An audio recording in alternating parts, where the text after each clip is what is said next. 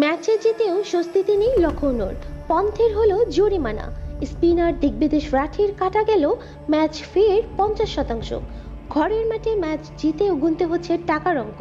IPL 2025-এ এই প্রথম slow ওভাররেটের জন্য শাস্তি পেলেন পন্থ। অধিনায়ক ঋষভ পন্থের জরিমানা হলো 12 লক্ষ টাকা। ঘরের মাঠে যদিও এবার প্রথম জয় পেল লখনৌ, তাও আবার মুম্বাইকে হারিয়ে। মুম্বাই ব্যাটার নমনধীরকে আউট করে নোটবুক সেলিব্রেশনের জন্য ম্যাচ ফের 50% কাটা গেল লখনৌ স্পিনার দিগ্বেশ রাঠির। চলতি আইপিএলে এই সেলিব্রেশন আগেও করেছেন রাঠি, এবার পেলেন শাস্তি, যা আইপিএলের লেভেল 1 অপরাধের মধ্যে পড়ে। ফলে 2 ডিমেরিট পয়েন্ট পেলেন তিনি। লখনৌ সুপার জায়ান্টস দুটি ম্যাচে জয় পেলেও ব্যাট হাতে রান পাননি ঋষভ পন্থ।